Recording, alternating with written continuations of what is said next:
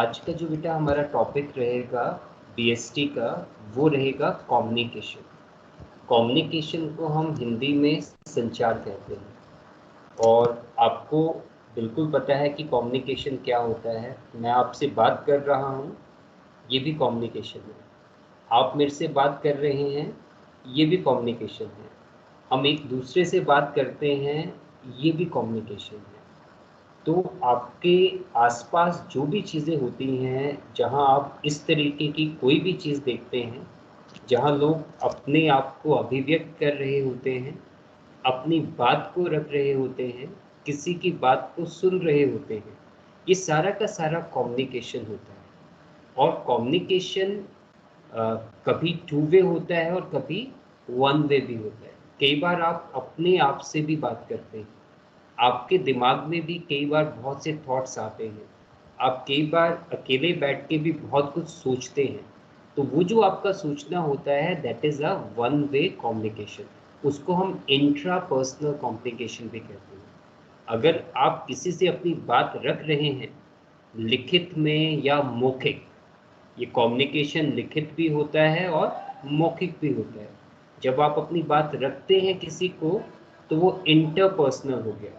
आप अपनी बात किसी को बता रहे हैं, लिखित में भी बता सकते हैं और मौखिक में भी बता सकते हैं, बोल के भी बता सकते हैं।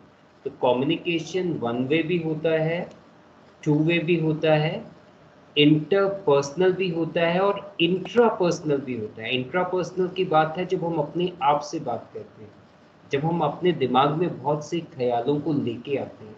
तो वो जो ख्याल आपके दिमाग में आते हैं, जब हम उनको किसी के साथ शेयर करते हैं, और चाहे लिखित तौर पे चाहे मौखिक तौर पे, वही हमारा कम्युनिकेशन कहलाता है।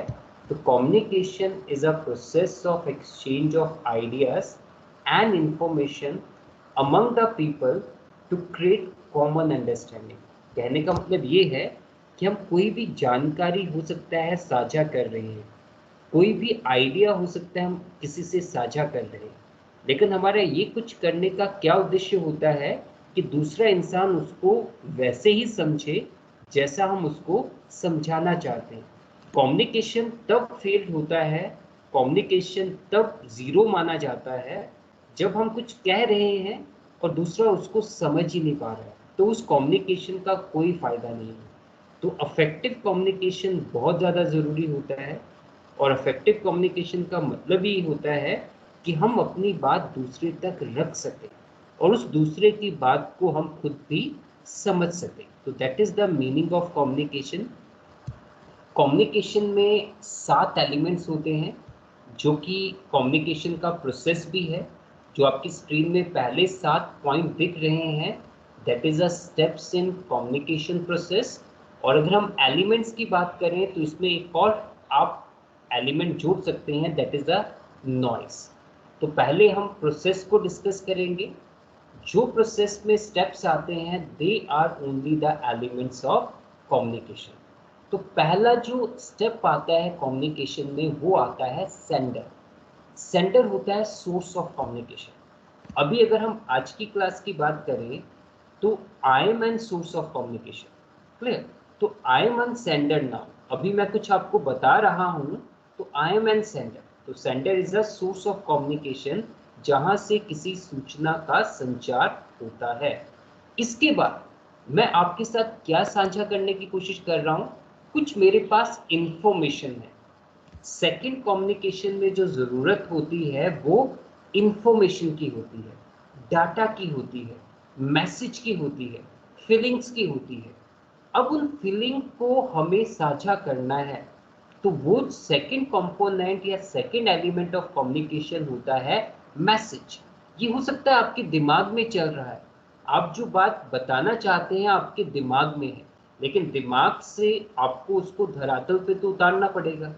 धरातल पे उतरेगी मौखिक या लिखित, तो ही दूसरे तक जाएगी।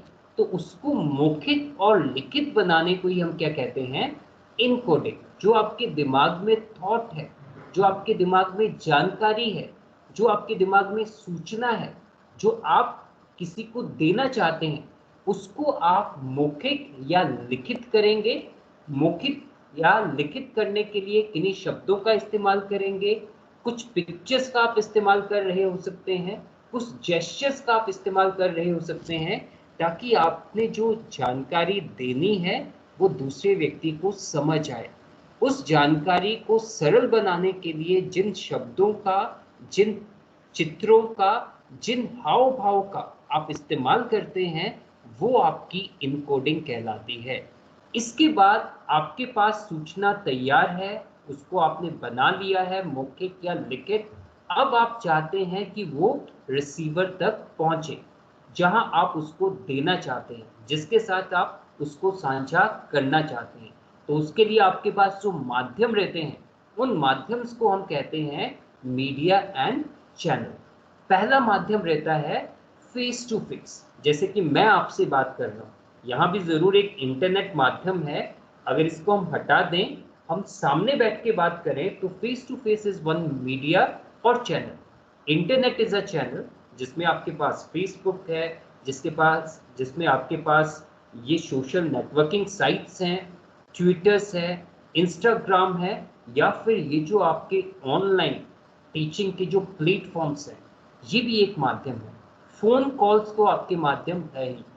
इसके बाद इन माध्यमों का इस्तेमाल करके हम अपनी सूचना, अपनी जानकारी जिस व्यक्ति को देते हैं, who receives the message is a receiver. अब रिसीवर उस मैसेज को लेने के बाद, जो मैं आपको बता रहा हूं, अब इस चीज को आप क्या करेंगे, इसको आप कन्वर्ट करेंगे। जो मैंने चीजें बताई उसको आप समझने की कोशिश करेंगे। मींस एक सेंडर द्वारा जो जानकारी दी गई है, उस जानकारी को उसी तरीके से समझना जैसा वो जानकारी देने वाला चाहता है। That is being termed as decoding. Decoding का मतलब होता है जानकारी को उसी तरीके से समझना जैसा कि सेंडर हमें बताना चाहता है। उन शब्दों को समझने की कोशिश करना, उन हाव भाव को समझने की कोशिश करना, उन कंटेंट को समझने की कोशिश करना इज अ डीकोडिंग। इसके बाद जैसे ही आप मैसेज को समझ लेते हैं, आप अपना रिएक्शन देते हैं कि आपको क्या समझ आया और उसके अनुसार आपसे क्या अपेक्षित था। उस अपेक्षा के अनुसार आप रिस्पॉन्ड करते हैं, आप रिप्लाई करते हैं, और उसी रिप्लाई को आप फीडबैक कहते हैं। तो ये 7 एलिमेंट्स हैं जिनको हम स्टेप्स इन कम्युनिकेशन प्रोसेस कहते हैं। इसमें एक और एलिमेंट जुड़ जाता है, नॉइस। इन सब के बीच में एक नॉइस जरूर हो सकता है, एक ऑब्स्ट्रक्शन हो सकती है, एक हिंड्रेंस हो सकती है। हमारे टेलीफोन का नेटवर्क अच्छा नहीं हो सकता है, कई लोग हैं जो अच्छे से सुन नहीं रहे हो सकते हैं, हो सकता है जो मेरे शब्द हैं उनका चयन है, मेरी आवाज है वो पहुंच नहीं पा रही हो, इंटरनेट का कुछ इशू हो सकता है। तो बहुत सी चीजें हैं जो हमारी कम्युनिकेशन में बाधा डालती हैं, उनको हम नॉइस कहते हैं। तो these are the elements and the steps in the communication process. Coming further, organisation के पर्सपेक्टिव से कम्युनिकेशन 2 तरीके का होता है। एक होता है फॉर्मल और एक होता है इनफॉर्मल। फॉर्मल का मतलब होता है औपचारिक। अगर हम अपने स्कूल में देखें, या अभी जो मैं आपसे बात कर रहा हूं, ये फॉर्मल है। क्लास के बाद आपके डाउट्स क्लियर करने के बाद जब मैं आपसे पूछता हूं कि आपकी सेहत कैसी है, आपने दिन कैसे गुजारा, आपको क्लासेस का कैसे फीडबैक मिल रहा है, आपको क्लासेस में कितना इंटरेस्ट आ रहा है, उसके बाद की जो चीजें हैं, ये जो मैंने बात करी क्लास के बाद, क्वेरीज के बाद, डिस्कशन के बाद, दैट इज ऑल इनफॉर्मल। उसको हम अनौपचारिक कहते हैं। जो क्लास का पार्ट है, स्कूल में जो ऑफिशियल कम्युनिकेशन होता है, उसी को हम फॉर्मल कम्युनिकेशन कहते हैं। इसी तरीके से एक ऑर्गेनाइजेशन में एक फॉर्मल कम्युनिकेशन होता है। फॉर्मल कम्युनिकेशन वो कम्युनिकेशन होता है जो एक ऑफिशियल चैनल को इस्तेमाल करता है। प्रिंसिपल ने कोई मैसेज दिया सब स्टाफ को, ऑफिस को, टीचर्स को, हमने फिर आपको दिया, वो फॉर्मल कम्युनिकेशन है। और फॉर्मल कम्युनिकेशन में बेसिकली किन चीज़ों का आदान प्रदान होता है, कोई किसी तरीके का नोटिस, कोई किसी तरीके का सर्कुलर, कोई किसी तरीके की जानकारी, किसी भी तरीके का कोई भी चीज़ जो हमें आप तक पहुंचानी है, आवश्यक है, उसको हम फॉर्मल कम्युनिकेशन कहते हैं। तो फॉर्मल कम्युनिकेशन एक ऑफिशियल चैनल को फॉलो करता है, जिसमें कि 3 तरीके का फॉर्मल कम्युनिकेशन हम पाएंगे। पहला होता है सुपीरियर टू सबॉर्डिनेट, जिसको हम डाउनवर्ड कम्युनिकेशन भी कहते हैं। एक बड़ा अधिकारी एक छोटे अधिकारी को क्या देगा? या तो कोई नोटिस देगा, या तो कोई सर्कुलर देगा, या तो कोई गाइडेंस देगा, या तो बताएगा ये आपका काम है और इसको पूरा करिए। ये नीचे की तरफ जाता है। Superior to subordinate is a downward communication. Similarly, there is a subordinate to superior communication, that is upward. आपको ये काम दिया था, आपने कितना किया, आप अपना प्रोग्रेस रिपोर्ट कार्ड बताइए, अपना आउटपुट बताइए। सुबॉर्डिनेट बताएगा सुपीरियर को, ये अपवर्ड कम्युनिकेशन है। इसके अलावा अपनी परेशानी बताइए, अपने ग्रीवेंसेस बताइए, अपनी सजेशंस बताइए। तो ये सारी चीजें जब ऊपर की तरफ जाएंगी, एक सुबॉर्डिनेट से सुपीरियर की तरफ, यहाँ देखिए एक ऑफिशियल चैनल ही है। लोग अपने ऑफिशियल जो आपके वर्क प्लेस की बात है उसी को साझा कर रहे हैं। तो इन सारी वर्क प्लेस की बातों को जब साझा किया जाता है, उसको हम फॉर्मल कम्युनिकेशन कहते हैं।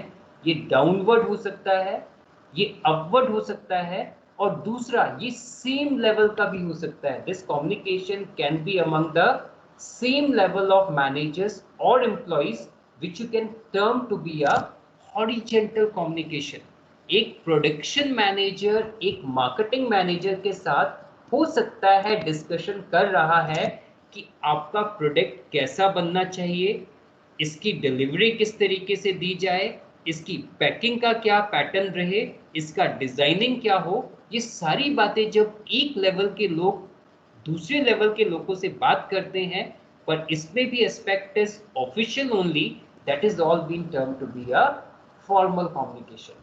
इसके अलावा इसी फॉर्मल कम्युनिकेशन के सेटअप में एक और फॉर्म ऑफ कम्युनिकेशन एग्जिस्ट करती है, जिसको हम अनौपचारिक या इनफॉर्मल कम्युनिकेशन कहते हैं, which take place without following the formal lines of communication.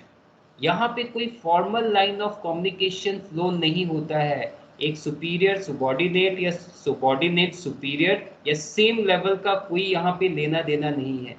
हम अपनी ज़रूरत के अनुसार, हम अपनी सोशल नीड्स के अनुसार, हम अपनी कन्वीनियंस के अनुसार हम कोई भी बात किसी से भी कह रहे हो सकते हैं, जो कि हमारे ऑफिशियल काम से, हमारे औपचारिक काम से, हमारे वर्क से रिलेटेड नहीं है।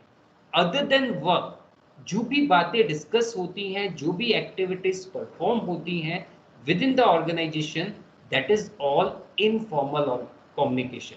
तो इनफॉर्मल कम्युनिकेशन हमेशा फॉर्मल कम्युनिकेशन के विद इन एग्जिस्ट करता है। इसको आप समझ सकते हैं, 2 चीजें यहाँ पे लिखी गई हैं। Informal communication arises out of the needs of employees to exchange their views, which cannot be done through the formal channels. आप किसी का उपहास करना चाहते हैं, आप किसी की प्रशंसा करना चाहते हैं, आप किसी की आलोचना करना चाहते हैं, आप अपनी बात करना चाहते हैं, आप अपने परिवार की बात करना चाहते हैं, आप अपना सुख दुख किसी से बांटना चाहते हैं, आप अपना जो लेजर टाइम है उसको स्पेंड करना चाहते हैं, तो उसके लिए आपको जरूरत पड़ती है इनफॉर्मल कम्युनिकेशन की। उस समय जो भी बातें या बातचीत या सूचना का आदान प्रदान होता है, उसको इनफॉर्मल कम्युनिकेशन कहा जाता है। For example, workers chit chatting in a canteen about the behaviour of a superior. Second is, this informal communication is also referred to as a grapevine.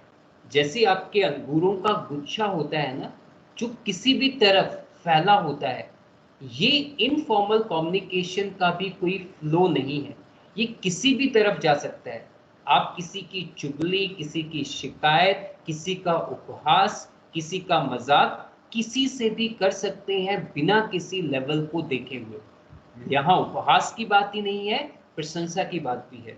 तो ये जो आपका flow of communication unsystematically spread होता है within the organisation, outside the organisation, बिना किसी formal line of authority को देखते हुए, इसी को हम ग्रेव वाइन कम्युनिकेशन भी कहते हैं। ये कई बार आपको पूछा जा सकता है एग्जाम में, तो इसका ध्यान रखें।